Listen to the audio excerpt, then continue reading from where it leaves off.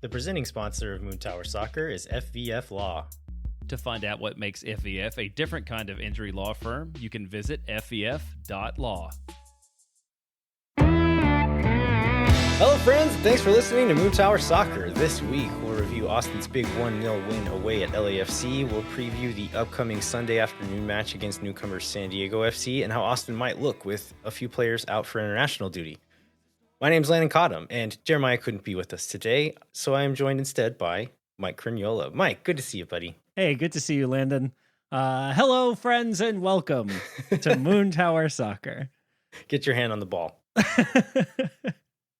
Speaking of, we've gotten to see each other a few times in person recently, which has been very lovely. We don't get to do it often enough. One of those times being the watch party at ABW this past weekend with Los Verdes as a fundraiser for Queertopia. I'm sure Los Verdes will still take donations on Queertopia's behalf, or you can donate directly to them. Check out socials to do that. Yeah, it was a really good crowd there. A lot of fun. Aside from the wind was a little excessive. irritating. I left the Panhandle for several reasons, but one of the big ones was the wind. I never got used to it. I hated it the whole time I lived there. The whole 20-something years I lived there, and hate whenever it follows me to other places. Is that what it's like out there? It's like that almost all the time, Mike. Oh my gosh, I couldn't do it. The watch party the other day was like a 7 out of 10 as far as intensity goes, but it's like that like several days a week often. Well, that's awful. And then the still days are not completely still. It's just always, the wind is always blowing. That's so, it's baffling to me that people like choose to live in a place that experiences something like that all the time. Like that's just for windmills. Like it's perfect for windmills. That's the natural habitat for windmills, and for humans, no. I guess it's fueling our nation's cotton industry. The wind? And so, well, just that part of the world. Oh. I was like, wait, now you have to explain how this works. But anyway, welcome to Cotton Cast with Mike and Landon, where Landon teaches me science about the Panhandle. This is where we have my wife on as a guest. Oh, yes. But yeah, the watch party was great. Lots of fun people. I met some listeners there, and then had a few people tell me that they went to the watch party because of hearing it on the show. And then one person say, like, I didn't realize this was not a 7:30 kickoff. So thanks for mentioning that on the show. Yeah, I also had planned my entire week around a 7:30 kickoff, and then we were doing the match preview on Moontower, and the guys were like, yeah, we'll see how the crowd is for an afternoon game, like the millionth game in a row. And that's when I realized it was not a 7:30 match. Yeah, we've got a few of those, so stay on your toes, listeners. Yeah, including the one coming up this weekend. That's right. We'll get into that one later. But first, let's talk about the match that happened this week, which was Austin's 1-0 upset. It's an upset, right? We can call it an upset. I mean, we all saw this coming. Strong defensive performance away at LAFC. Before we jump into the game, though, on TV, I wanted to mention something I saw there, which was one of the little pocket of Austin FC fans. There was a Moontower Soccer shirt in the stands. Oh, we're famous. So I did some asking around in LV Slack, and Ethan had my back, and he was able to tell me that it was Laura, who lives in the San Diego area and traveled up to be there in person for the game. So Laura, thank you for representing Moontower there in the stadium. But let's get into this game now. So yeah, super strong defensive performance, and not in the way that we would have maybe said that after a few games last year. Sure. Where I think you could call some of those good, but it was different. Like this was good, and it was not scrambly, desperate 10 men in the box kind of defending. This was well-drilled, well-structured defensive unit that had ideas of how to counter out of a defensive block. Last year, we'd have some of those games where, okay, defense looked really good, no shots over like 0.05 XG or whatever. But then when we got the ball, what do we do now? Yeah. And I say ideas because it didn't always come off, and we didn't get a ton of chances off of those counterattacking opportunities from those deep defensive moments.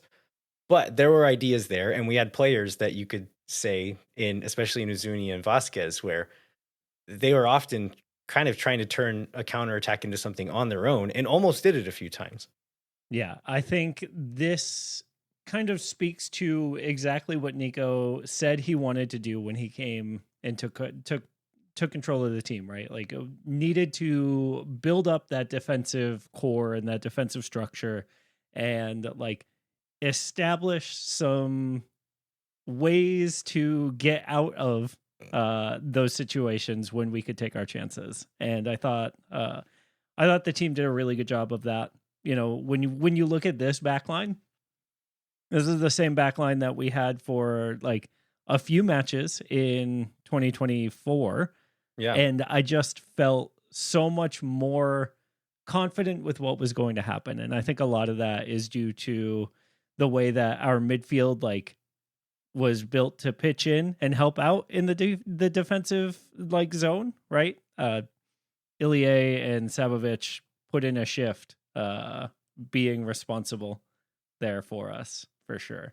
Yeah, absolutely. And that was what I mostly watched for on my rewatch, partially because Austin was mostly defending during the game, so that was most of the rewatch. But what I was actually focusing on was what were they doing on the defensive side of the ball that worked so well. And so I noticed a few things. So overall, just really good shifting and rotating as a team. Nico talked about in the post-game press conference how guys were always there for each other, always there to back someone up. And that's from like an effort and dedication standpoint, but it was also from a strategic standpoint. So one phase of play that they reacted in a very specific way to is just when LAFC is building out of the back, the ball goes wide to the fullback.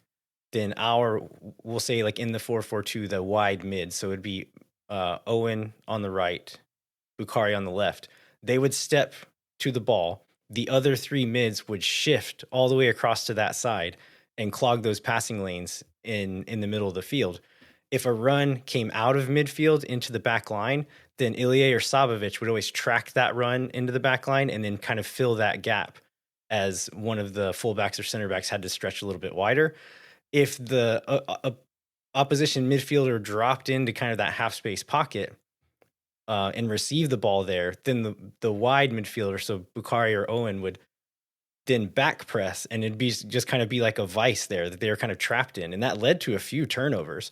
And so that was working really well. And then whenever those rotations would happen, oftentimes Bouanga would start a little bit inside and kind of drop into that half space. It seemed like Svatak's orders were, if this happens, you commit assault.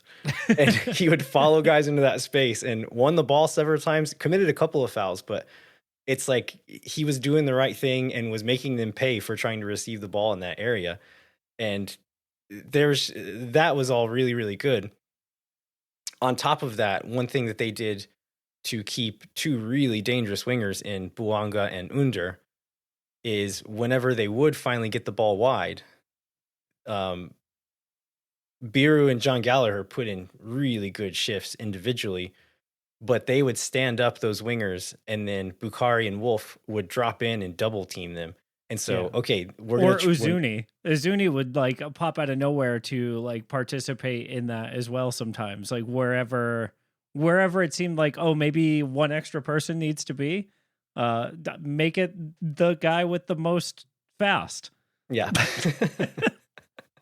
That's words. So lots of just really smart strategic use of double teams in those spots. Really frustrated LAFC. Yeah. And then talking about the forwards, yeah, Uzuni would drop back. I think he picked off 2 or 3 passes at the top of the box as they did finally kind of back us in to our own 18.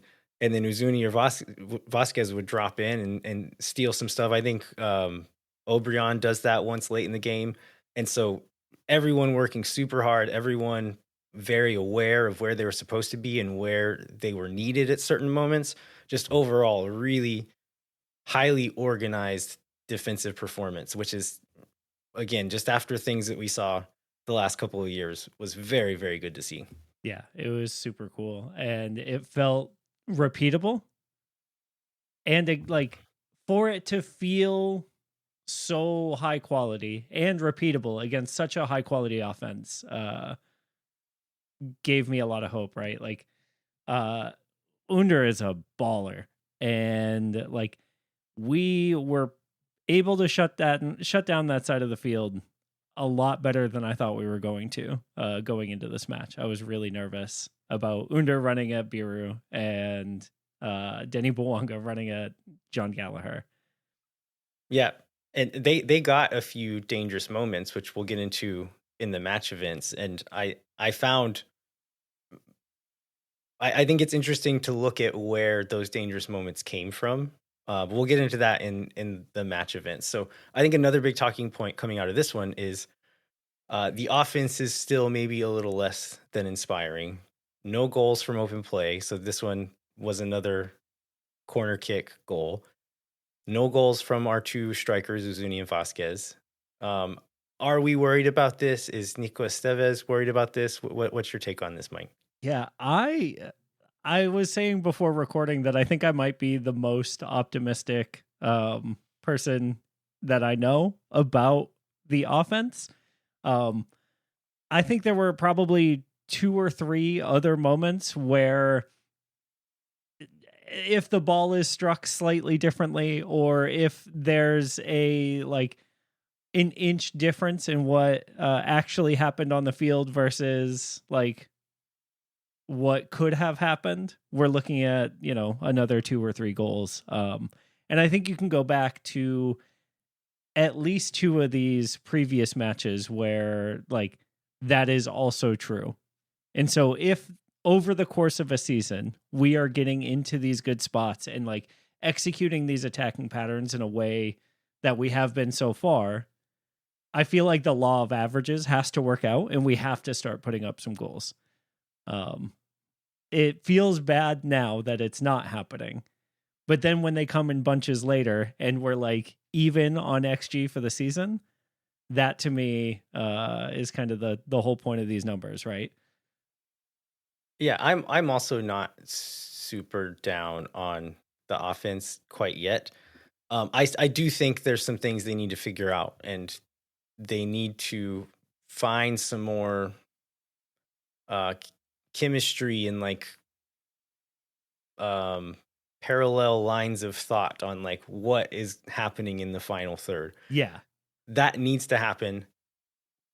But the Yeah. thing that gives me, sorry, go ahead. I was just going to say, like, Bukhari needs to make a pass when he's got 2 other dudes running with him in space instead of taking a shot from midfield. Yeah. But I think that stuff is coming. Yeah, and I think that is the thing. Like, I don't know that it absolutely will come. I think it could. I think it very easily could. That's not a thing that I'm 100% sure about. The thing after 4 games that I am 100% sure about, as opposed to years past when we were concerned about scoring, is that we have some extremely talented players on this team, and that they are going to score goals at some point. Yeah. We'll get into Uzuni's shots that he missed. Just hold up play, defensive work rate, first touches, passing the ball, runs in the box. These guys are doing a lot really, really well. And Estevez said that in the press conference. I think the first couple of questions in the post-game press conference were about not scoring from open play and like the forwards not scoring. And I think Nico was a little bit offended. And like these guys are working super hard and they deserve some credit. And I think aside from Uzuni's misses, him and Vasquez were both quite good in this game for the thankless job that they were asked to do. Not given a lot of support. When they got the ball up high, they were often on their own. And like Vasquez didn't really get opportunities in the box to shoot. And so I don't think you can say that's his fault. But when the ball came to him, he often did something good with it that was useful to the team. It was often in a place where there weren't many options and he didn't have any support. So, okay, we lost the ball. That's Vasquez's fault? No, it's really not. He actually did quite well there.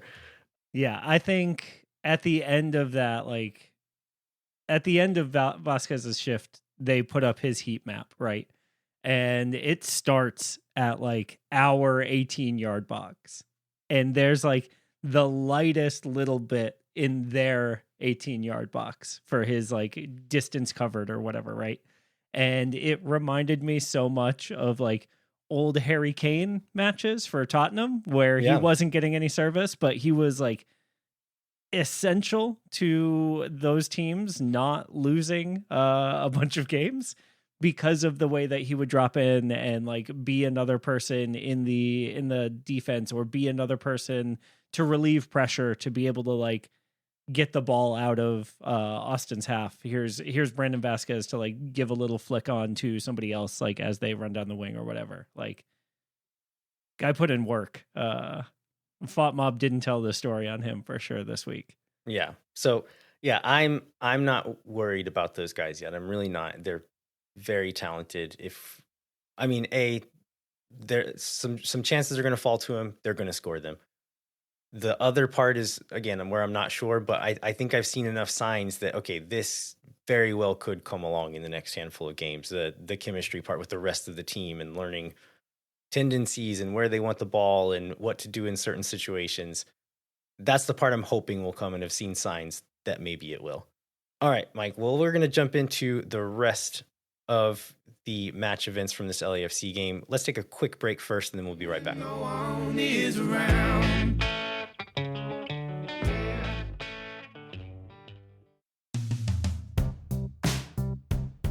Moontower Soccer is brought to you by our friends at FEF Law, the official injury lawyers of Austin FC.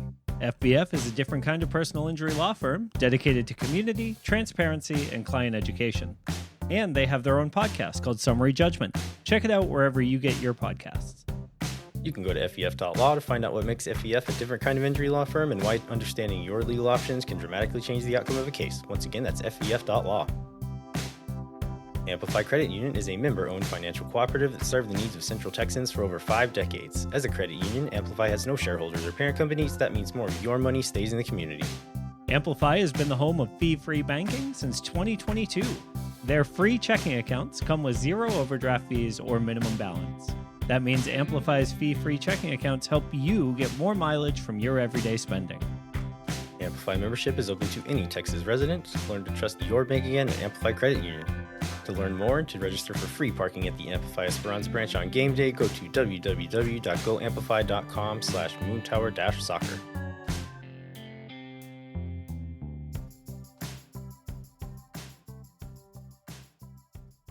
All right, we are back. We're going to dig more into this win away at LAFC. Looking at this game as far as pregame narratives go, I think there's a few things to talk about, but one of the more notable ones is that Leo Vaisanen was not in the squad. Yeah. This is a team who the only 2 center backs in the matchday squad were on the field to start the game. Finland doesn't have a game until the 21st, I think, and Leo wasn't there. There's a reason we think this might be happening. We're going to talk about that later, though, in the news section. Yeah, look at that clickbait.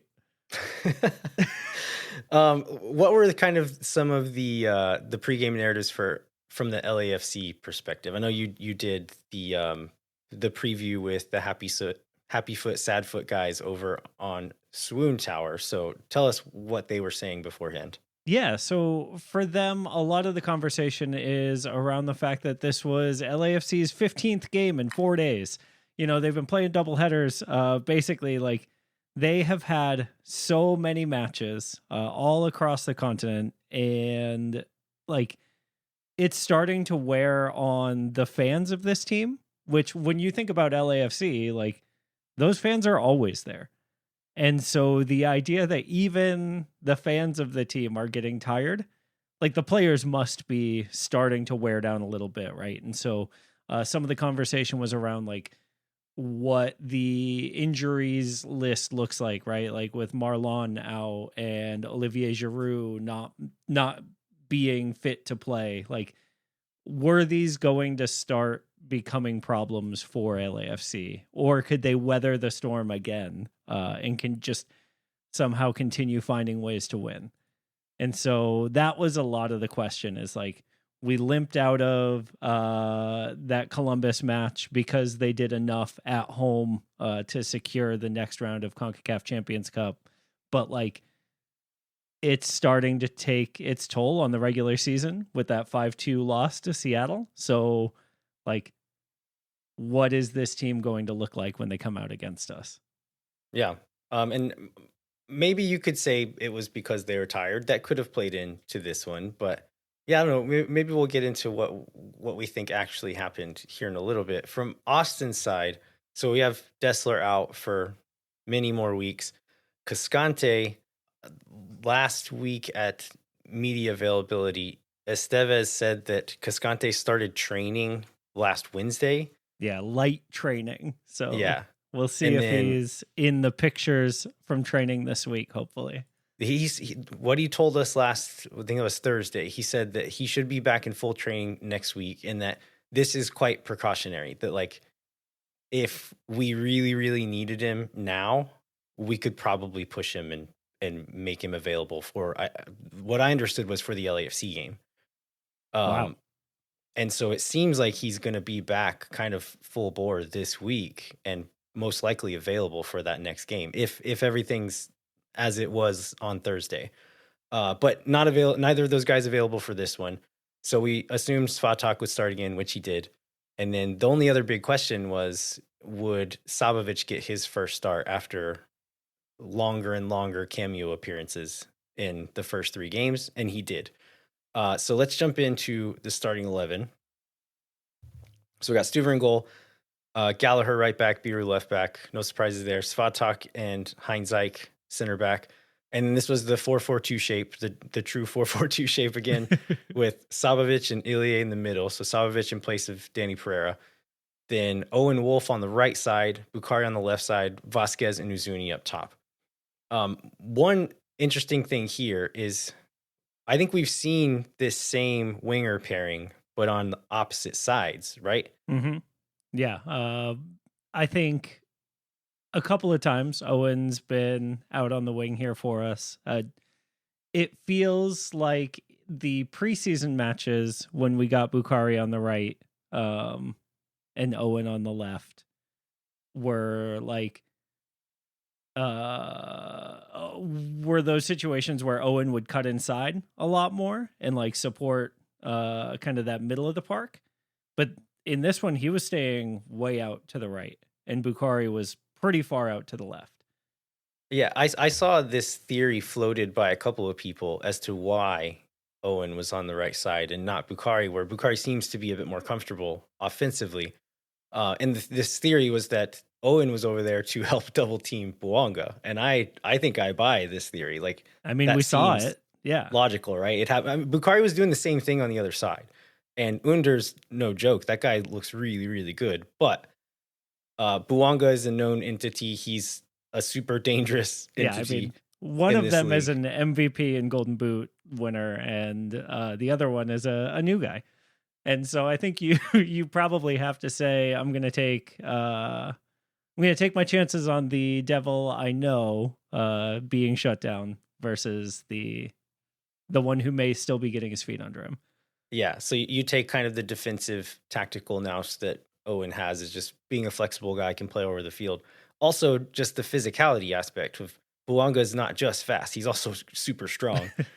And so Owen is like kind of a specimen, and he can hold his own against big, strong dudes. And so I buy that theory. I think that very well could have been why Owen was on that side.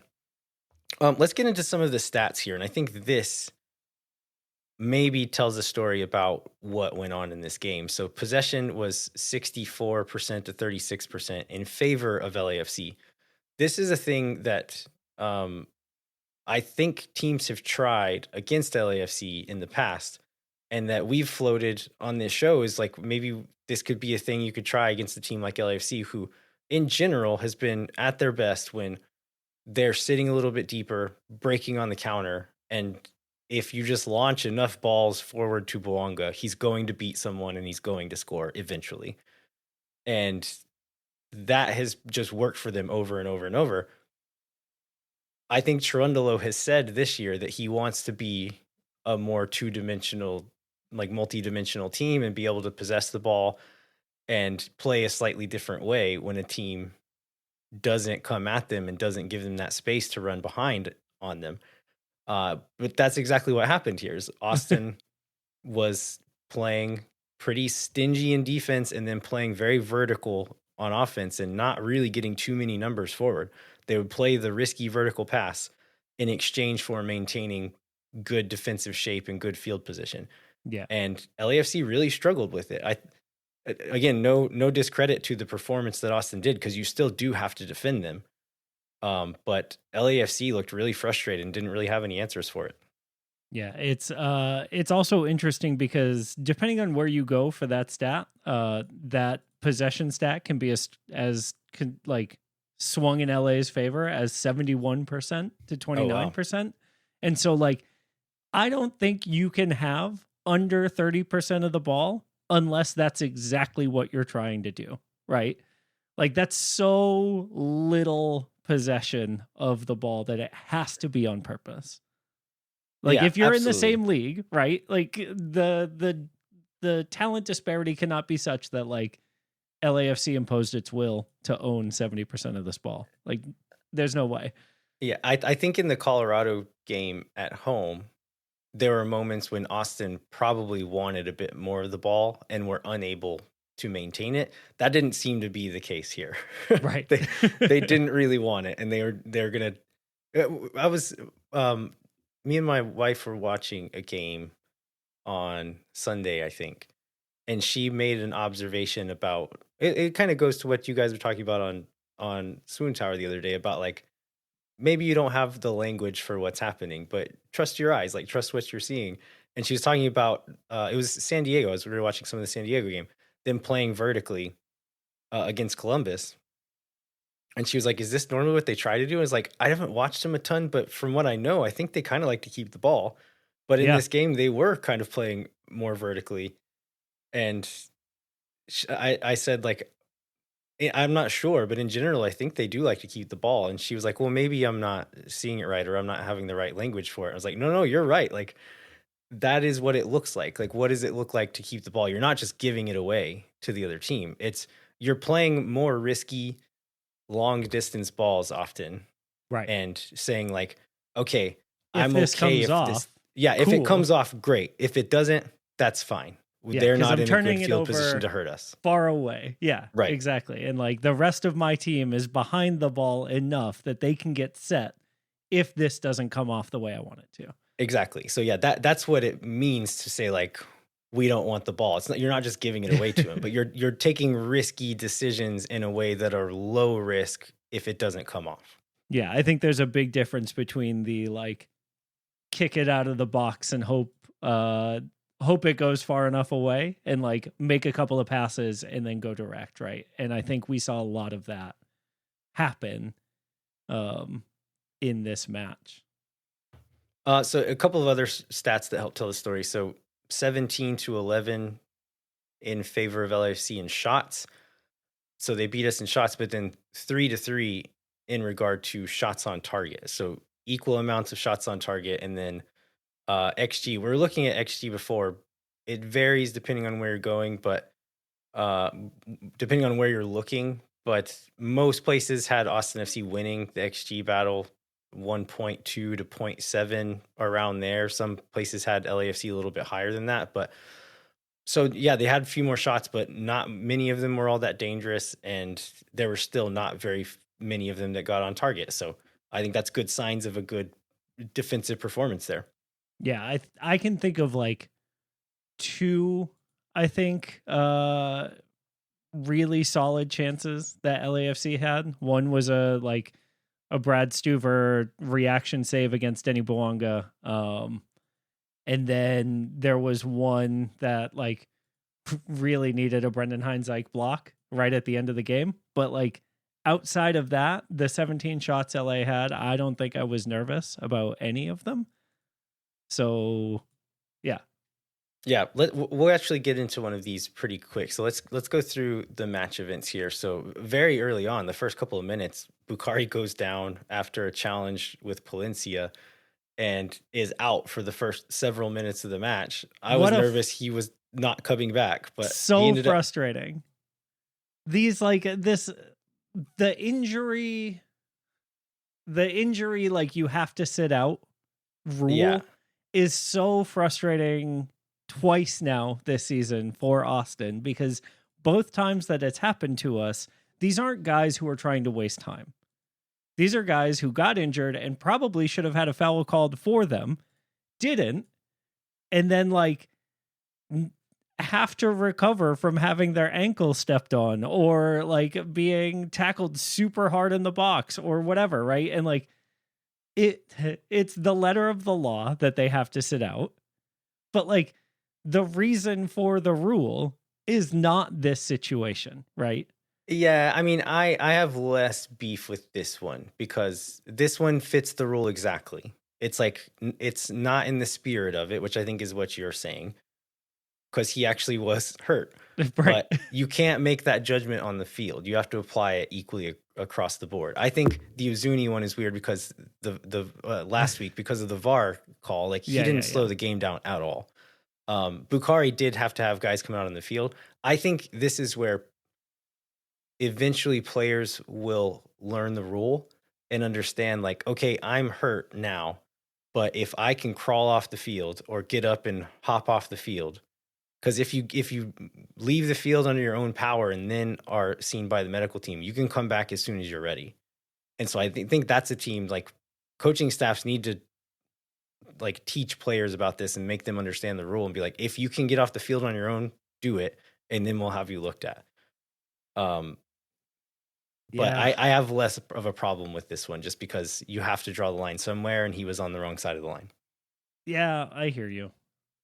I think this is important, though. I bring it up because it leads to LAFC's first dangerous moment where they play a corner. I think it's a short corner, and we're talking about how the wingers were dropping in and helping defend the guys on the wing.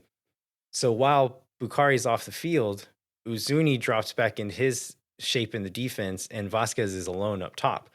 And so him and as they play that short corner to Buanga, the guy who took the corner overlaps, and then Gallagher and Uzuni both take the overlap and leave Buanga there by himself, and he rips a shot at Stuver near post.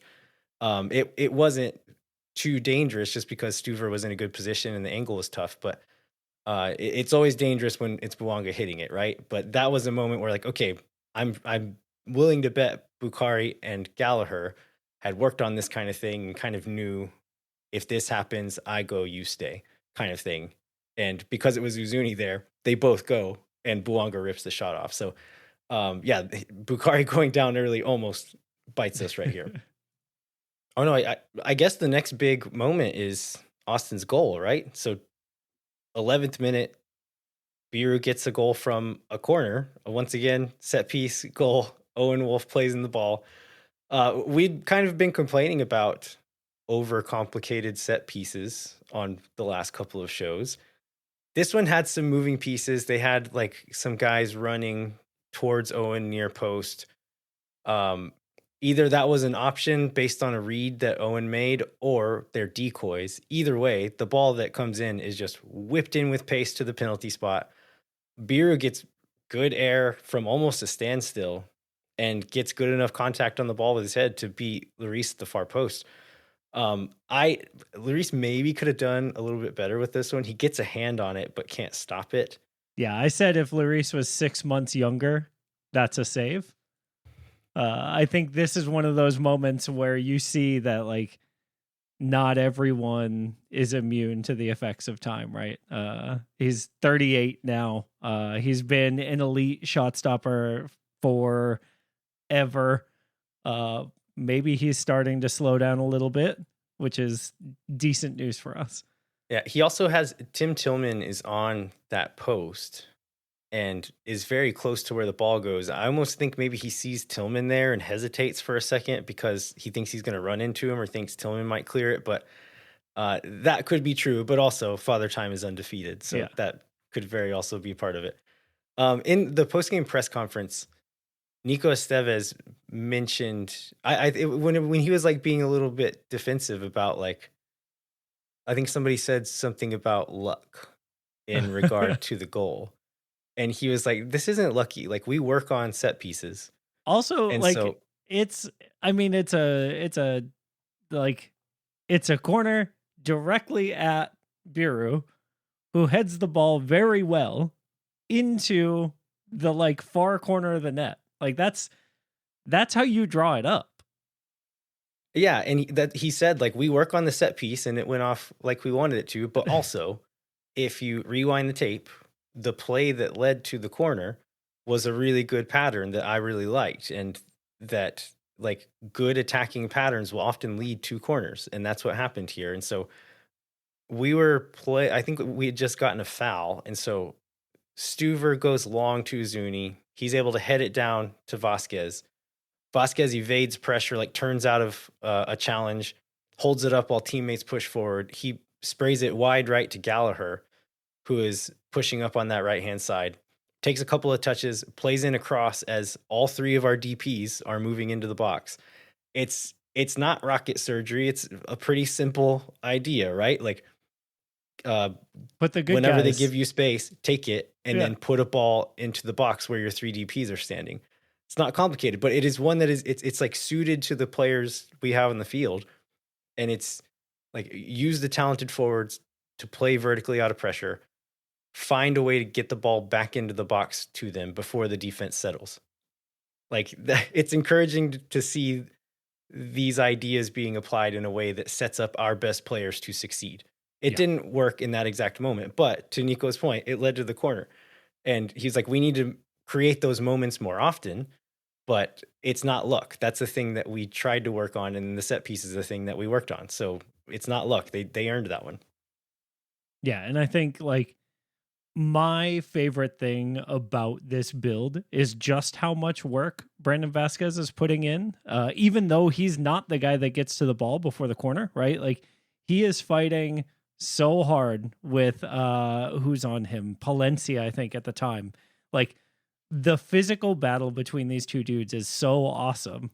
And it's like, if this works the way we want it to, Vasquez isn't going to get this ball at all. It's going to go to Izuni, and Izuni's going to put it in. But like, selling that move so that Izuni has the free ability to like, I only have to beat one guy instead of two here in the box is a level of support that I don't think our attack has seen in the past. So Yeah, and these are the little things that we are encouraged by. That it's yeah, again, exactly. not luck. They're doing good things that earned them the corner. So in the 24th minute, LAFC has a penalty shout. So Is this the one where Owen Wolf pushes Denny Bwanga over? yeah, so where I think he's just like, you catch him out of the corner of the broadcast, and both his arms are just like fully extended. yeah, so we're playing. I think there's a deep throw in, and we're trying to play out of pressure. Owen loses the ball about, I don't know, a third of the way up the field after a really strong challenge from Bwanga. I think it was a pretty clear foul. Does not touch the ball, goes through Owen's back. Either way, Bwanga comes up with the ball, drives into the box. Owen's on his heels the whole time, has a slight hand on the back, and I think maybe even catches a bit of his foot, but Bwanga loses balance and goes forward. I think he leans into it after a certain point, but I think there was some contact there. I think it very easily could have been given a penalty. Yeah, and but if like, it were called in the field, I don't think it gets overturned. I think this foul started happening so far outside the box that like, when it gets reviewed, we see the like, it goes from a PK to a free kick if it gets called. I think that because of the way Bwanga won the ball by fouling Owen, the ref he didn't miss it. He allowed the play to go on. I kind of think if Owen just flubs it and gives the ball away easily there without the foul, and then does that, I kind of think the ref calls it. But because Bwanga assaults Owen and takes the ball from him, and then that happens, he's like, I don't think I can give this one. Yeah, this one feels bad. So you talked about Under's shot. One of the dangerous moments that I wanted to bring up, it's not on target. He kind of like curls one just wide. Stuver dives. I think if it were on target, Stuver had it covered, but it was a good shot either way. The reason I bring it up is because this was caused by a careless turnover by Bukhari. He cut out a pass defending, which good on him. But instead of like taking a touch into space or clearing it or just trying to play a simpler or safer option, he tries to dribble Tim Tillman and loses the ball, and it leads to this undershot. In some spaces, back yourself, dribble the guy. That's not where you do it. 25 yards directly in front of your own goal.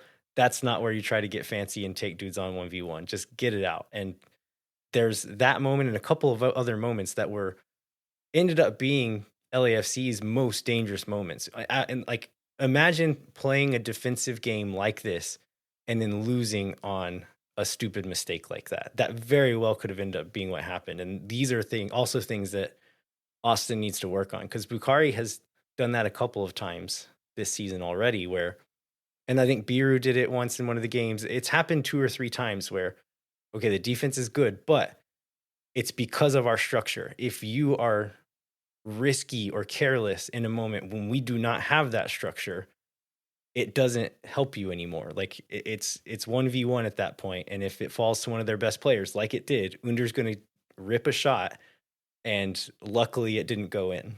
Yeah. Under's going to be real good this season, Landon. Yeah, he's very good. Next moment, Sabovic shot that goes over the bar. So Bukhari wins a deep throw in LAFC territory. Biru throws the ball into Vasquez's feet at the near side of the box. Again, really great from Vasquez here to just hold the defender on his back, receive the ball to feet, check his shoulder, sees a runner, and cuts the ball back to the top of the box. Sabovic sneaks into that space, hits it with an open foot, trying to like slice it to the far post. Gets a little bit too far under it, and it's a few feet high and wide. Head in his hands, just can't believe it.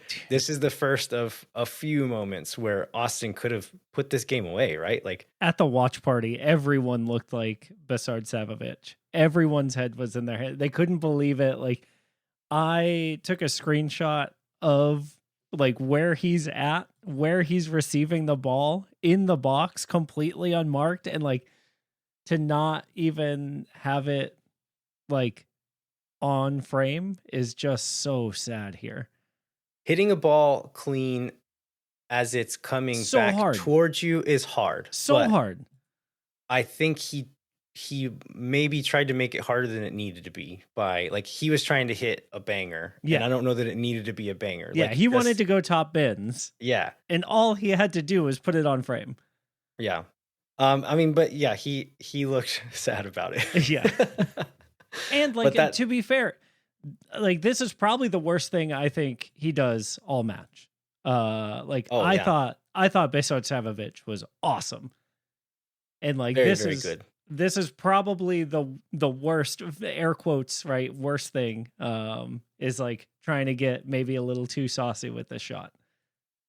Yeah. But yeah, the hold up play and the pass from Vasquez is really good. The vision to sneak into that space was good. Finish, not so much. Yeah. LAFC gets another penalty shout in the 43rd minute. This one, so this is a 50-50 in the box with Sabovic and Tillman. Sabovic wins the physical duel. Tillman goes down. I think in a certain combination of circumstances, you could say this was a penalty because Sabovic doesn't win the ball with the initial challenge, but neither does Timothy Tillman.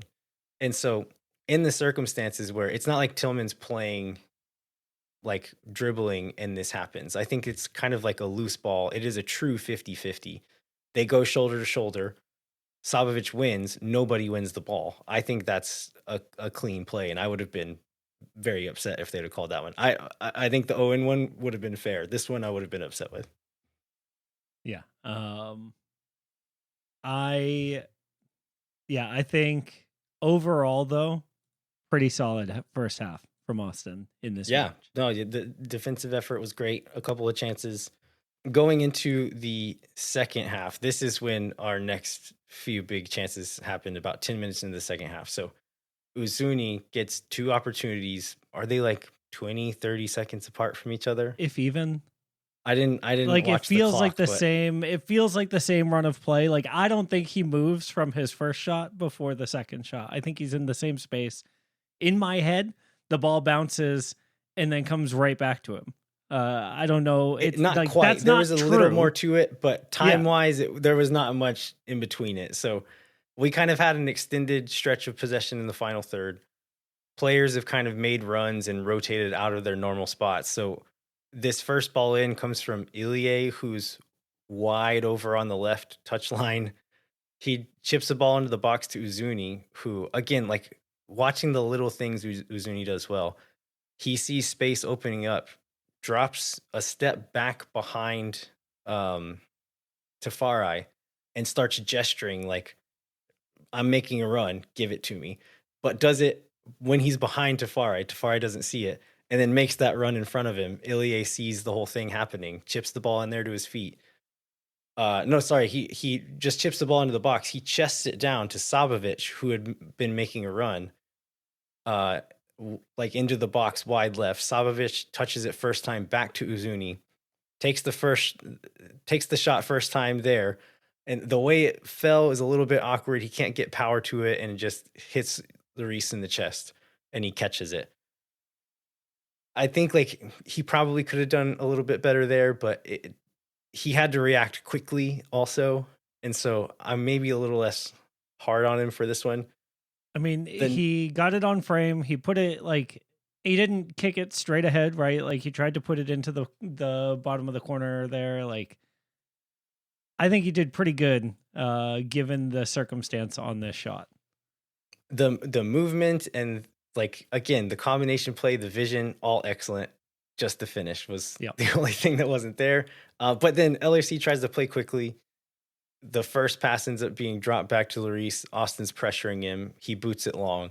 Svatak wins the header and just heads it directly back upfield.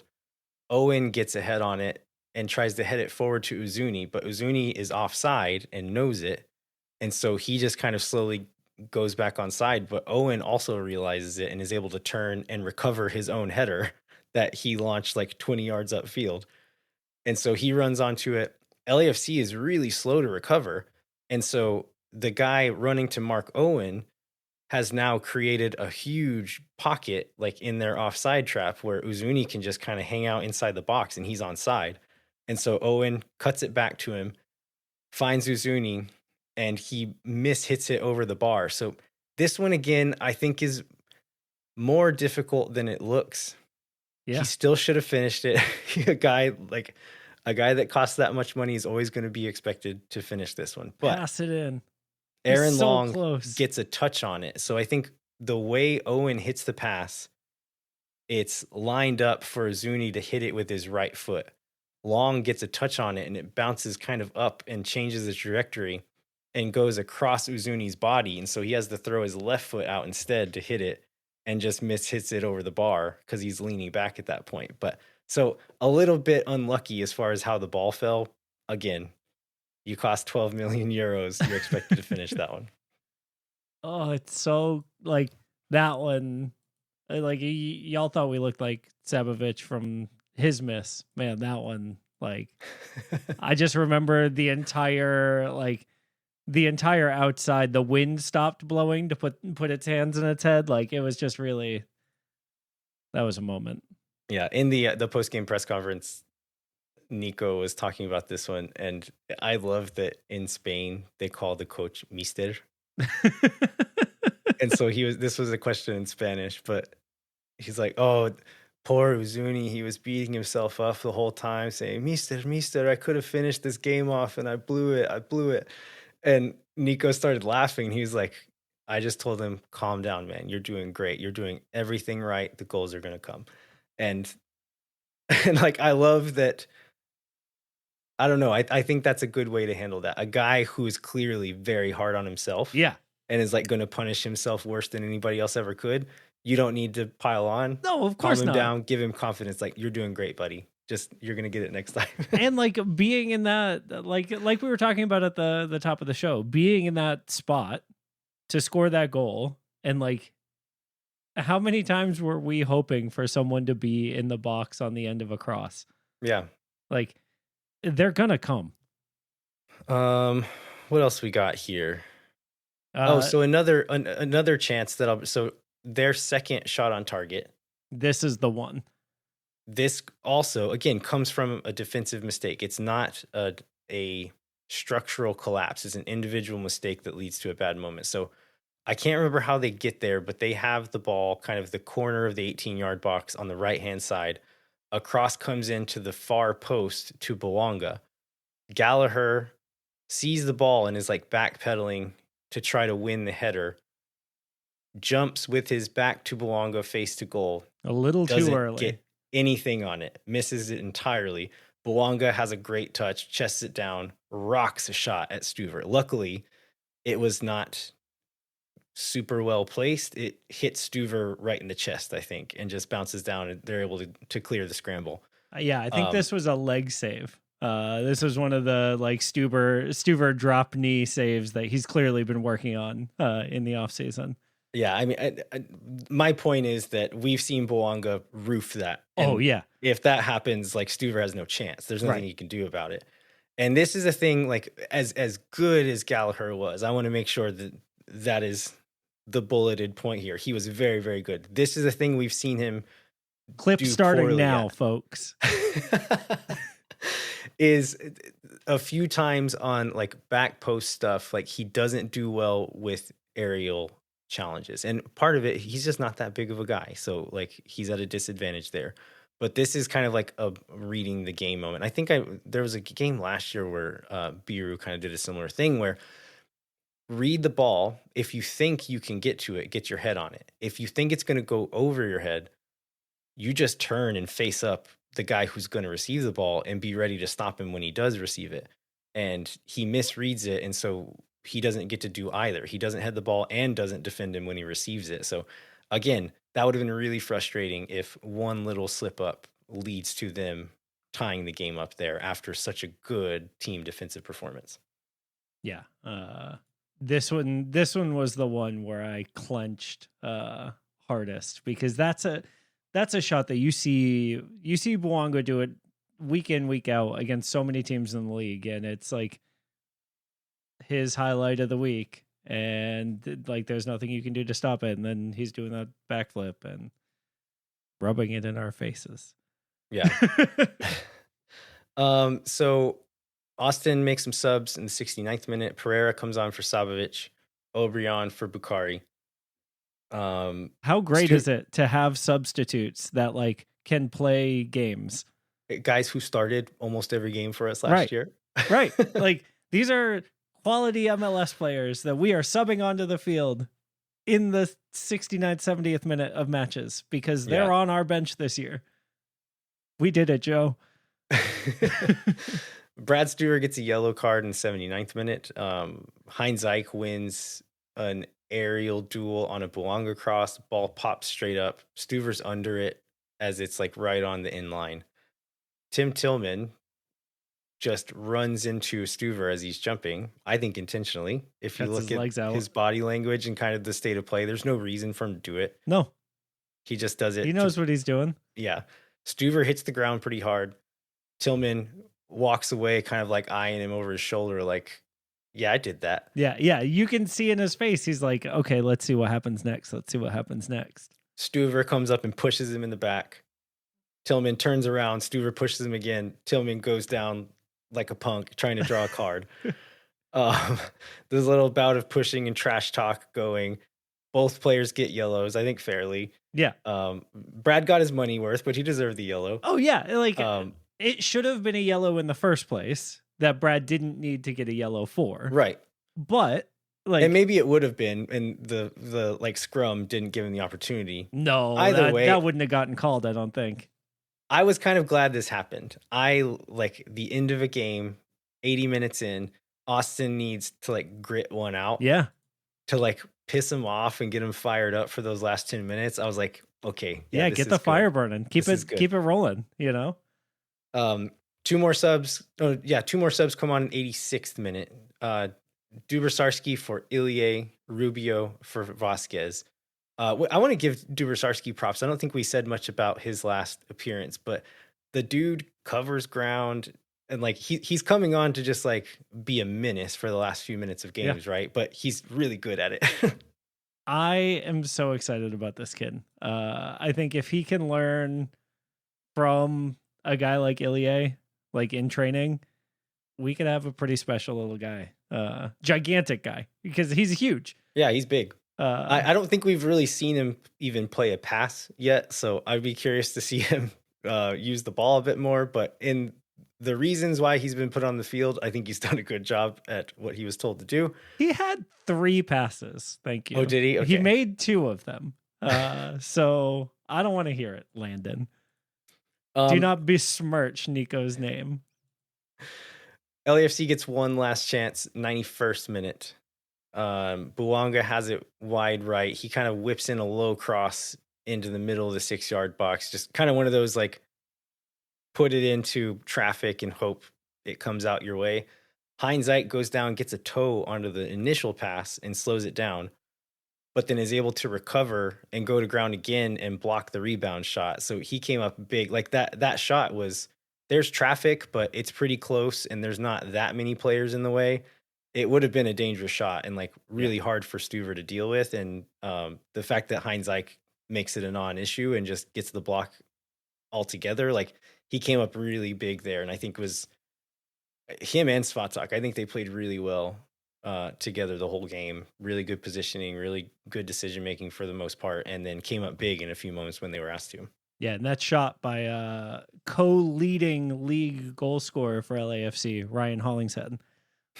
So, like, he's a guy who has hurt Austin multiple times, has hurt a lot of teams in the league throughout the years. And so, yeah, BHI coming up gigantic in the close here. So Austin has to defend for a few more minutes, but nothing else really happens. They're able to see it out. Whistle blows. 1-0 win away at LAFC. Well-deserved, too. Going through kind of individual players, I'll say like the back line in general, we'll kind of group them together. I feel like Stuver was not asked to make as many saves, but I thought his box command was really good. That's the thing that, as few flaws as he has shown in his Austin FC career, that's one thing that we have criticized him at times in certain games where he maybe wasn't aggressive enough or strong enough in the box, didn't come out and punch something, and it led to a tricky situation. I thought he was really good in that regard today. Hindsight and Svatak working really well as a team. And there's one moment early on where a ball gets crossed in really hard from the touch line. I think it's probably Under. But they just do a really good job of rotating and kind of covering space. And Svatak comes over from the far side and is able to cut the pass out. But they just read it well and were in the exact right spot to cut that out. We already talked about the strikers quite a bit, but really thankless job. Did really good for what they were given. Aside from the Uzuni misses, the rest of his game was really encouraging. Yeah, I was going to say, is there a guy that runs more than Mirto Uzuni? Like, we don't get the distance traveled stat, and normally strikers are not the guy on the field that would have like the highest number on the team or whatever. But I don't know. I'm willing to bet he was up there in this one. Like his first 2 starts so far have been really high work rate, really great to see, really committed, and that's awesome when it's a 12 million euro guy leading the charge like that. Yeah, absolutely. Let's talk about Bukhari. What again? The guy is obviously very talented, and he makes that very apparent at times on the field. But I just feel like the last couple of games he's made some really poor decisions, and just needs to play quicker sometimes, make better options, and just be cleaner. Like there's a couple of times where he just makes bad passes and gives the ball away in this one. So I don't know what this is like, but it is important to me that we call out that it is currently Ramadan. And so like I have never been an elite level athlete. I also try to make it a habit of eating as much as possible and drinking as much as possible. And so like if I am being kind, right? I think that it must weigh on you mentally to be maybe a little bit undernourished or a little bit thirsty or whatever, right? And so like maybe some of this decision making is based on reaction to his like current physical state. Is like Yeah, the I don't know hopeful if we've take. seen confirmation that he is fasting, but we do know he is a practicing Muslim, and so it is possible, if not likely, that he is currently fasting and was fasting during the game the other day. So that is a very good point to bring up.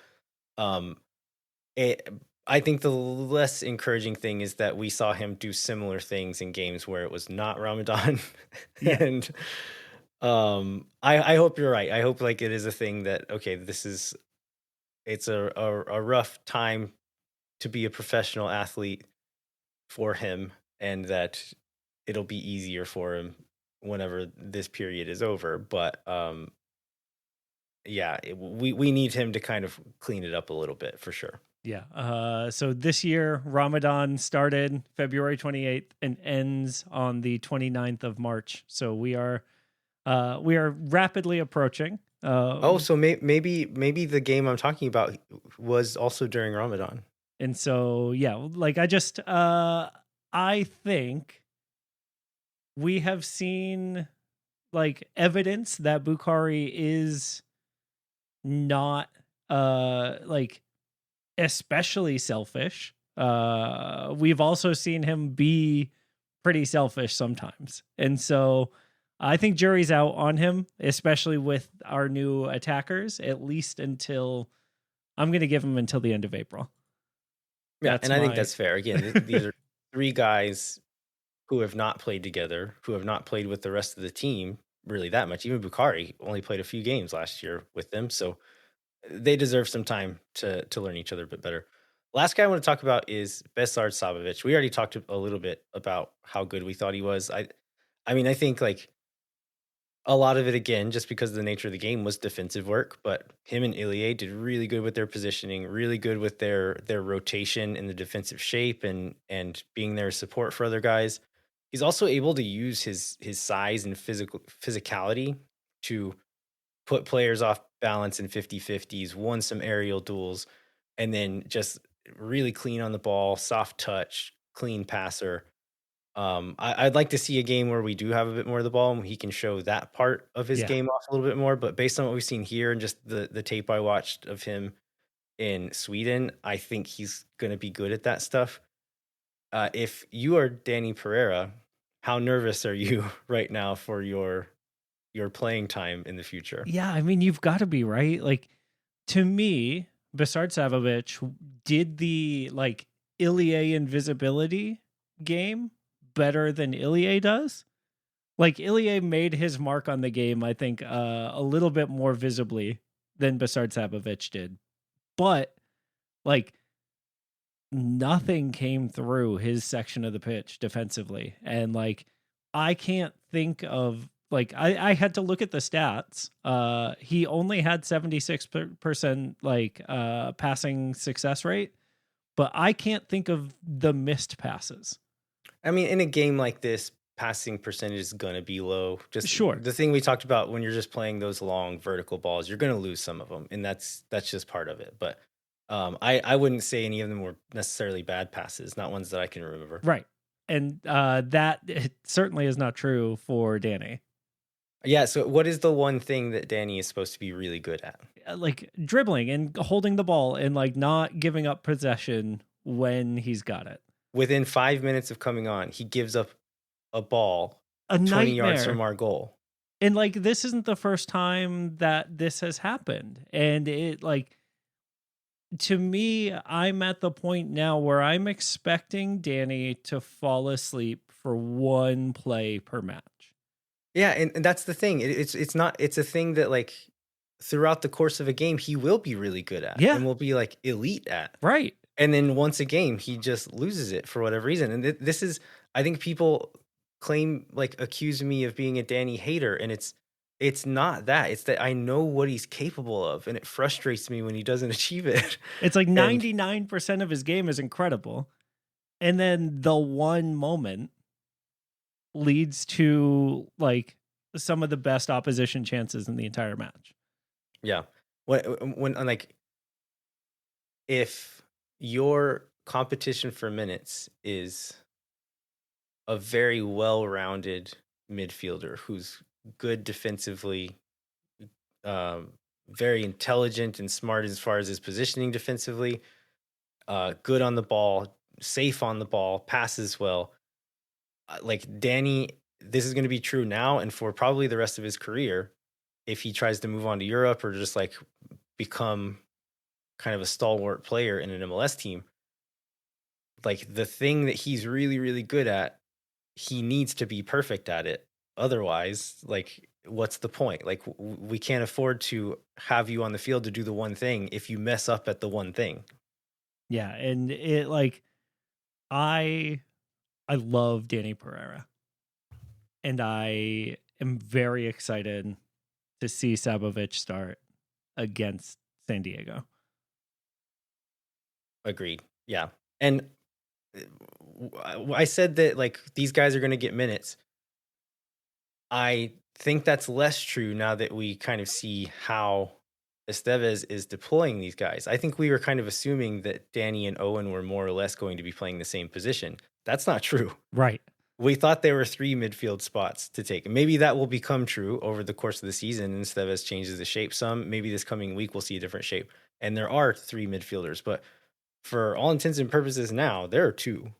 And there's 2 wingers and 2 midfielders. And the 2 midfielders that started this game and who I think are going to start the next game are clear favorites for those spots. I want to apologize in advance to my friend Kevin for that statement from Landon. I don't know. Okay. Yes. Okay. I understand what you're saying. This is a bet that looks like it's being lost by our buddy Kevin. But yeah, I think you're spot on. And I guess that like that to me raises the question of actually we'll get into this in the other Austin FC news category. Landon, should we take a break? Yeah, let's wrap up the game. We're going to come back, talk about some news, including Leo Vaisanen's potential future, maybe very near future. And then we'll talk about a special announcement that's coming this week from the club. And then we're also going to preview the San Diego match on Sunday. Hang tight. We'll be right back. Moontower Soccer is brought to you by Sage Wilson Realty. The team is made up of Austin experts who are client-focused and have over 30 years of combined real estate experience. Our friends at Sage Wilson Realty are giving away 2 tickets to an upcoming match. Fill out the form in the show notes for your chance to win. If you or someone you know are in need of Sage Real Estate advice in Austin, talk to our friends at Sage Wilson Realty. Be sure to check them out online at sagewilson.com. And our premier sponsor is McGuire Woods Consulting, helping clients in the public affairs space from lobbying at the local, statewide, and federal levels to digital and communications campaigns across the country. McGuire Woods Consulting has offices in 10 MLS cities, but is proud to support Moontower Soccer and Austin FC because they're going to go on to a record of what, Mike? 32-2-0. I'm a win-loss draw guy. Yeah, I wish there was a standard for that because I can never remember how it goes. Anyway, we're not going to lose again. That's the point. That's right. We're going to win 30 more games and we're going to score 30 more goals. Hopefully more. No, 1 per game. That's the rule. Contact our friends at McGuire Woods Consulting at MWC LLC for more information. I was trying to find that. Thank you. You just put it in the box and I'll clean it up, Landon.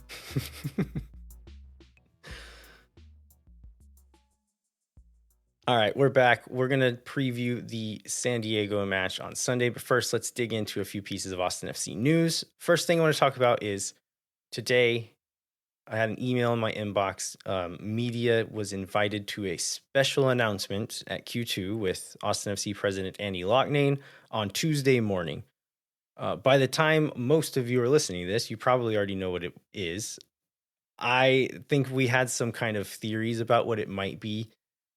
Maybe so the Captain Morgan Club, the East Side Club area, has been unnamed so far this season. Maybe it's an announcement for naming that. Maybe it becomes the Pantalones Lounge, named after Matthew McConaughey's. Oh, now Steph infected me. Is it vodka or tequila? It's tequila. Tequila. I think But if it were vodka, I wouldn't have half as much a problem. agreed. Yeah, agreed.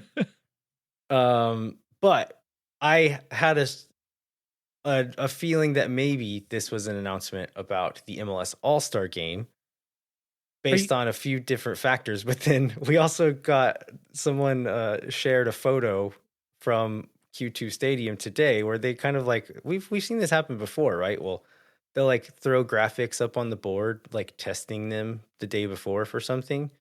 And so on the board today at Q2 Stadium, there was a graphic that said MLS All-Star Game, MLS versus Liga MX. Oh. And so I believe that's what the announcement that most of you have probably already seen or heard is that that's going to be the opponent. Austin FC is hosting the 2025 All-Star Game. I already had some information that I was like 99% sure that it was going to be Liga MX. I'm a little bit torn on this getting leaked because now I feel comfortable talking about it on the show based on where I got the information from, but also nobody's going to believe that I already knew it and I'm not going to get any credit for it. Yeah, you should have dropped this weeks ago. I will say, make it East versus West. Like, I don't want to yell on Maine, right? Come to Moontower for the yelling, but like, come on. We got 30 teams now. That's plenty. Like, each team has 3 DPs. Like, there's so much talent in the league. Make it East versus West. Yeah, I don't have that much of a problem with the Liga MX thing. I think it's fun, and it seems to align with like the league's goals or whatever right now. I do think East West would be a lot of fun, and you're right with like the amount of talent in this league right now. There's a lot of guys who don't make the team because they're not famous enough or there's not enough goalkeepers on a given team, for example. Yeah, just a random choice of position, but yeah. But yeah, it's like it's frustrating to see super famous dudes get picked when there's maybe less famous dudes who are more deserving to be on that team for that given year. Yeah. Or just like because there's too many good dudes and you can't pick them all. That's the case for a lot of people too.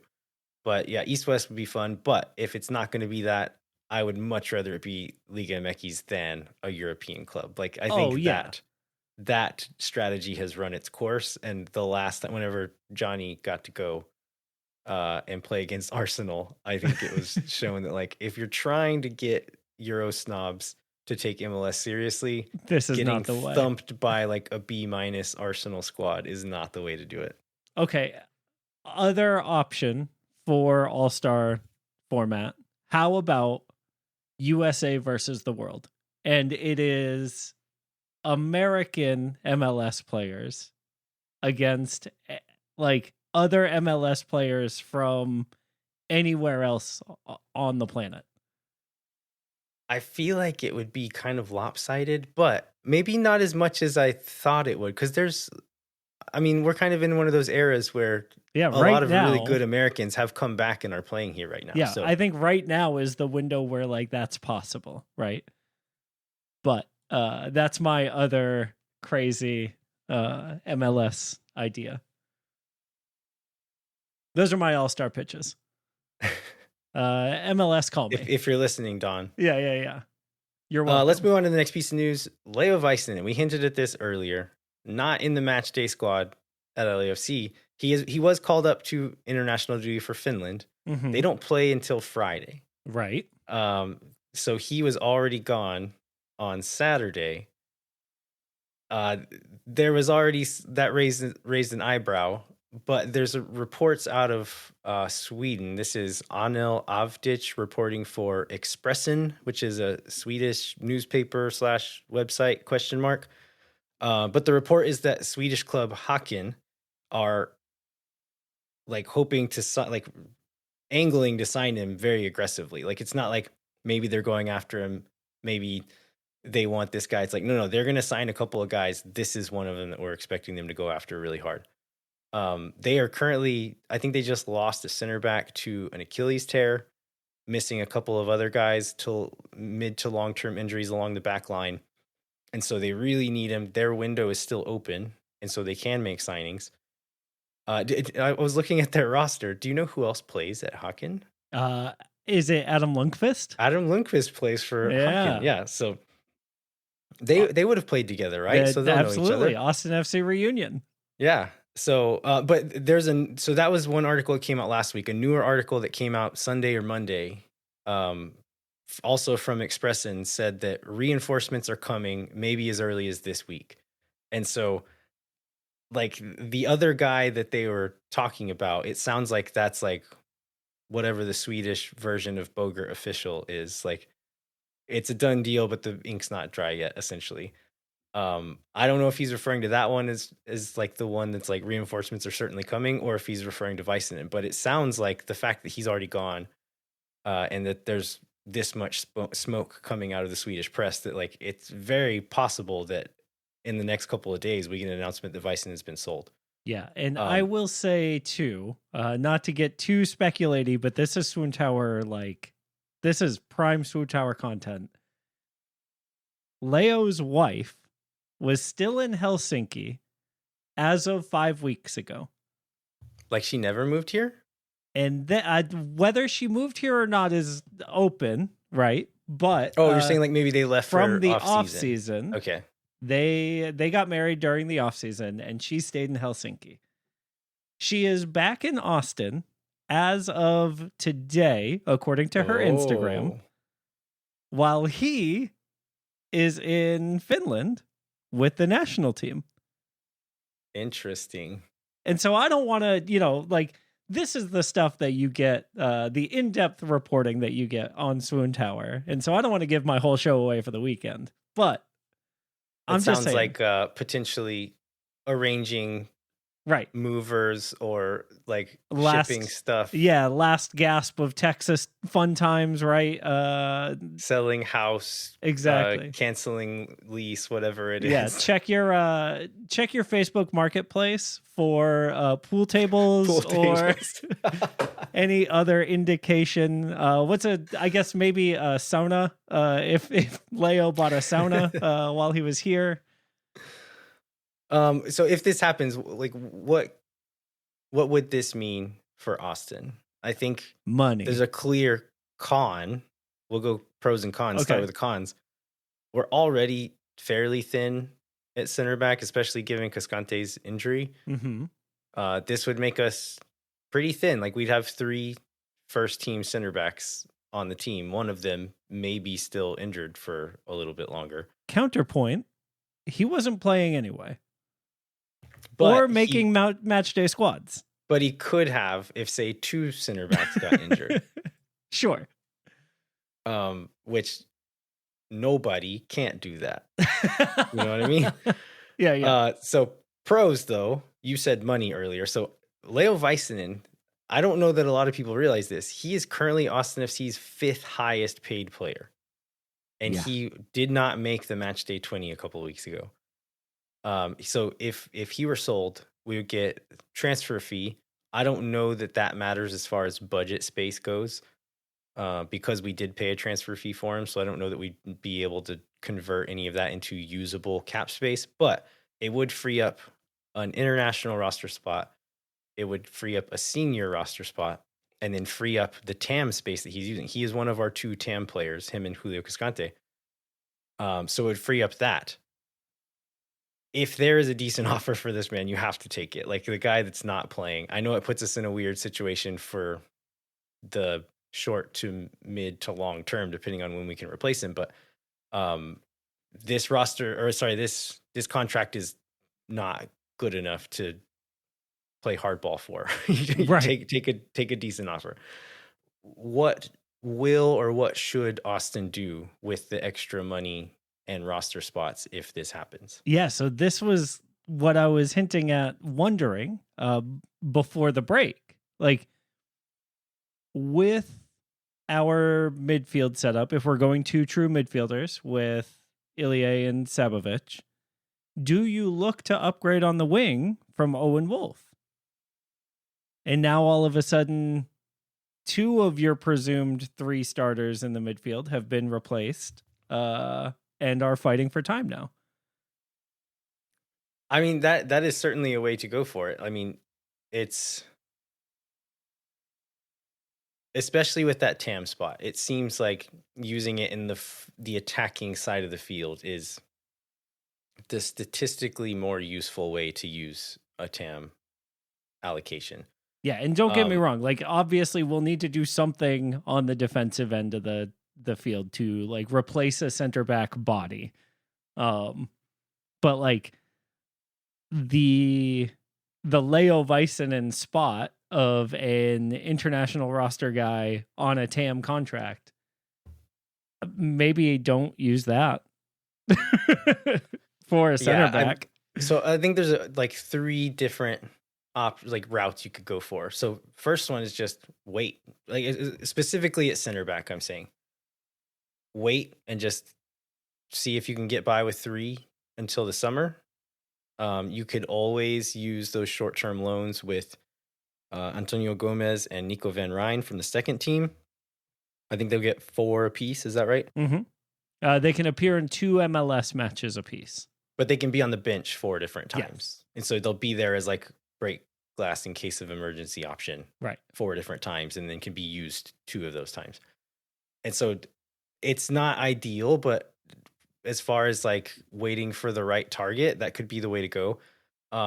Going for an international transfer now, like trying to get a TAM level center back to come in and potentially be a starter, that could be an option. But there's not many transfer windows open right now internationally.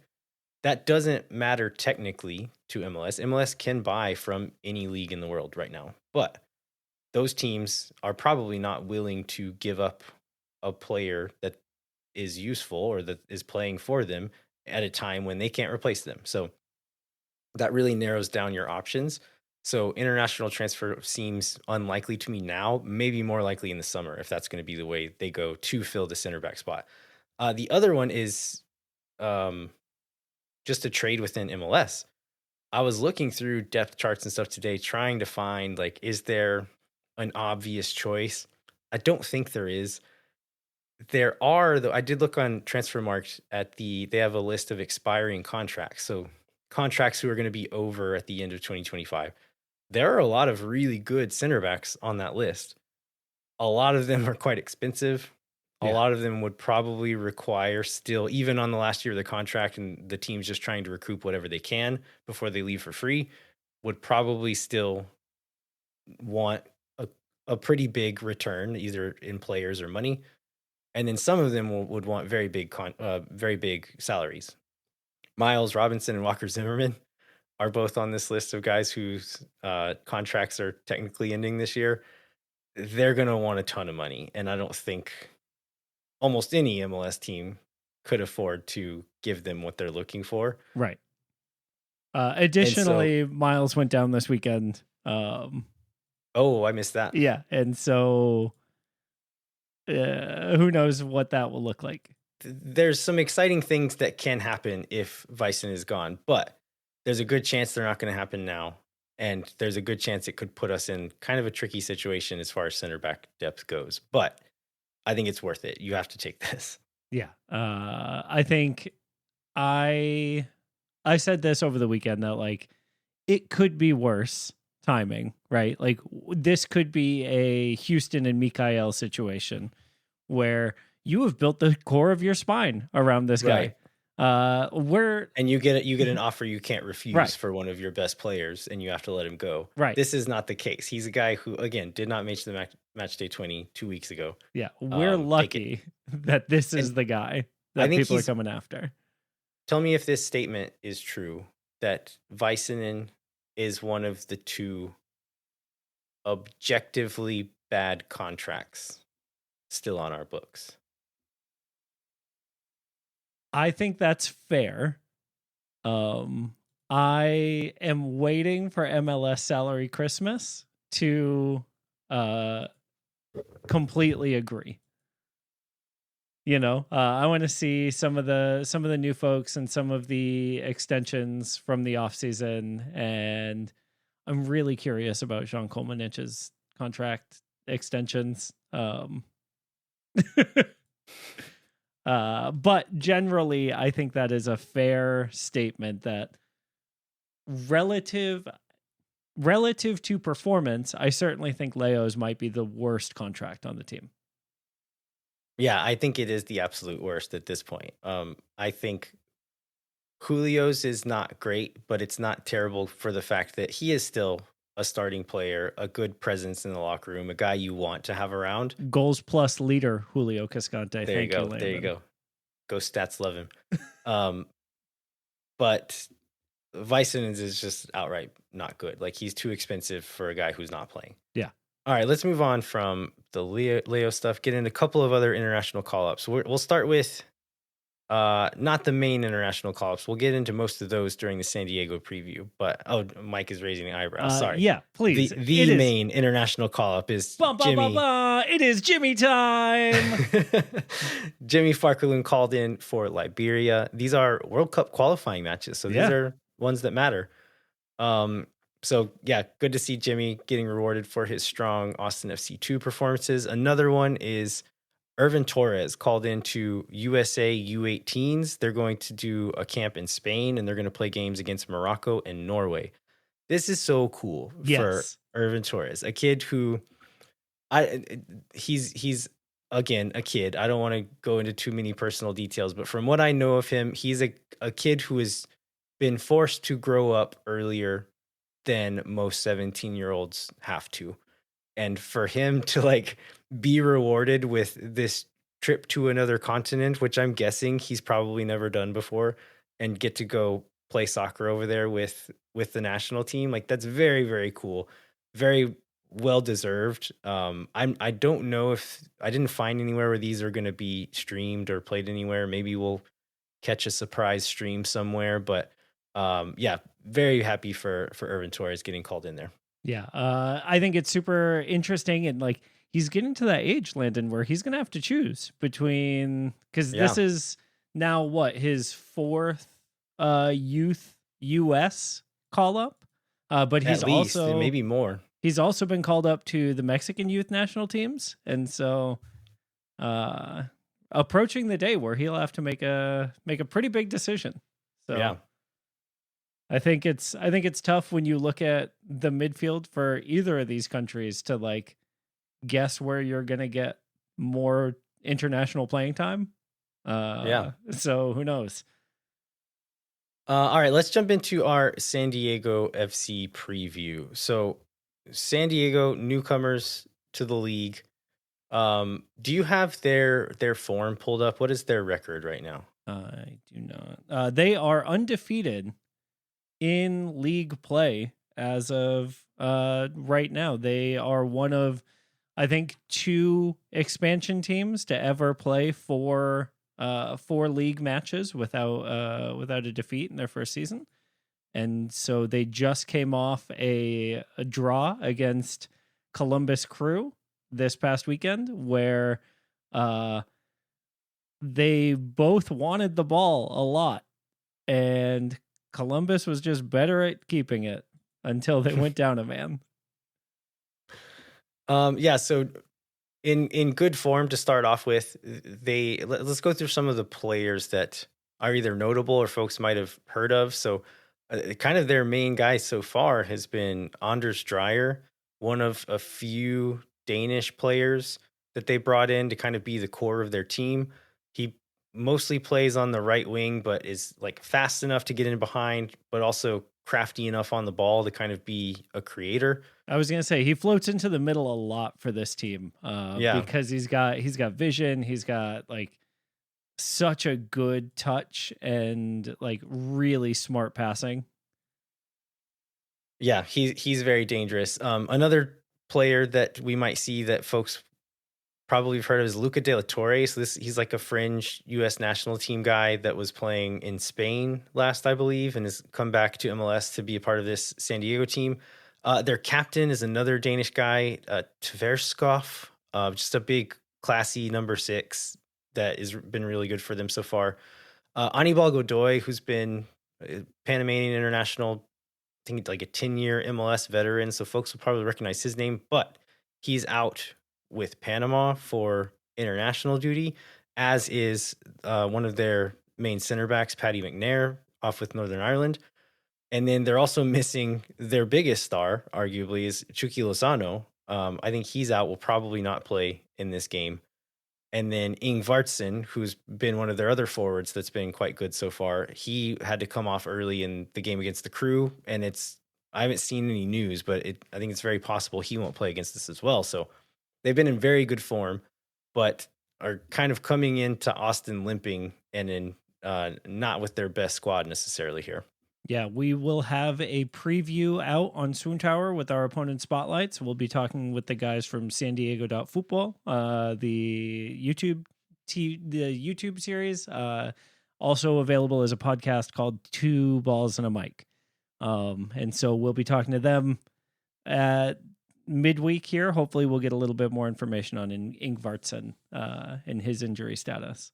Yeah, they'll be able to give a lot more information from the San Diego side, but from the Austin side, we mentioned a few international call-ups. We had a whole list of players who potentially could have been called up when we talked about it on the show last week. I mean, I never want to wish a player doesn't get called into their national team. Like it's one of the best honors for like in this profession you can get. So if a player has the opportunity, I'll always hope that they do it. But I can also be happy when it doesn't happen that they're going to be available for us. So Danny Pereira did not get called in for Venezuela. He'll be available. Osman Bukhari not called in for Ghana. He will be available. Brandon Vasquez not called in for the U.S. He will be available. So the two guys who were definitely called in are Leo Vaisanen. We already talked about him. He wasn't going to be available anyway, might not even be on the team by Sunday. Uzuni was called in for Albania, so he will be gone. Svatak was listed as a reserve for Ukraine's initial roster. We were kind of doing some Instagram sleuthing. It doesn't look like he's in camp. There's no evidence of him being in camp. No evidence of him being bumped up to like the full roster. So based on what we've seen, I think it's very possible that Svatak is still in Austin and will be available on Sunday. Yeah, the MLS website that lists all the international players for this window does not list Svatak. So this seems like a good sign that if Julio is not ready to go, we will still have a capable center back pairing here with BHI and Svatak back there. Yeah. And then if Julio is ready to go, then depending on how ready to go he is, you have the option of which center back you want to approach this game with, or at the very least, you start the two healthy guys and then have a backup option if one of them needs to come out for whatever reason. Yeah.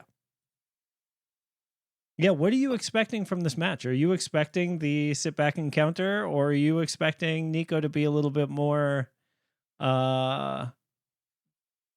ball ownership-y at home?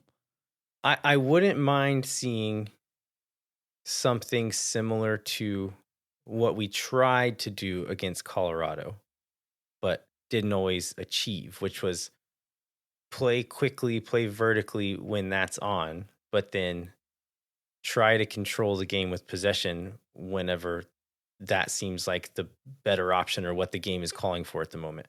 We failed to do the second one when we tried to against Colorado. I'm hoping with just a few more weeks training, a few more weeks playing together, and then maybe with Sabovic in that two-man midfield, able to be a bit more, just a bit more steady and reliable, playing alongside Ilie there on and off the ball, that maybe we can kind of control the game when we need to, but then whenever we see gaps to play vertically, try to get in behind San Diego and make them scramble, because they have had games where they've tried to keep the ball against Columbus. They were trying to play vertically and get in behind. So that's been a thing Austin's been quite good at, is not letting teams really do that to them. So however they approach it, that 1 point is going to need to be true at some point. They're going to need to be able to control the ball, especially at home. and not let San Diego dictate this game in their stadium. Should be interesting to see what happens for sure. But definitely listen to Mike and Steph's preview. That'll come out on Friday. Is that right? Yes. Yep. Yeah, they'll always get some better inside information from local folks for the team that we're playing. So I always very much appreciate those. Anything else before we wrap up, Mike? No, I think this has been a marathon, but it's been a good week to talk about Austin FC. Yeah, it's for a game that ended 1-0 on a corner kick goal in the 11th minute. Yeah, you'd think that maybe there wouldn't be that much to talk about, but because of what we learned and what we saw in this game, there actually was quite a bit of meat on that bone. So I'm glad we dug into it. All right, we'd like to remind you to rate, review, and subscribe wherever you get your podcast. Come find us online wherever you are online. Sign up for the Patreon, but we are cutting off the double dipping time as of last Friday. So I did see some folks sign up on Friday. Let's so go. You got in there. Good work. So the 2024 stuff, I know there's some kind of a backlog of folks who have maybe been waiting for a little bit. Apologies. I will get all of the pending 2024 kits out this week. And then we're going to be announcing the 2025 stuff in the very near future. That's getting close to done as well. Very excited to share it with you because I think this might be the coolest kit we've ever put together. But thanks so much for listening. We'll be back next week to review Austin FC's game against San Diego FC and then preview the following match, who is against St. Louis. Against St. Louis City. SC, FC? I don't know, man. Anyway, until then, I'm Landon Cotto. And I'm Mike Cragnola. We'll catch you next time. When no one is around.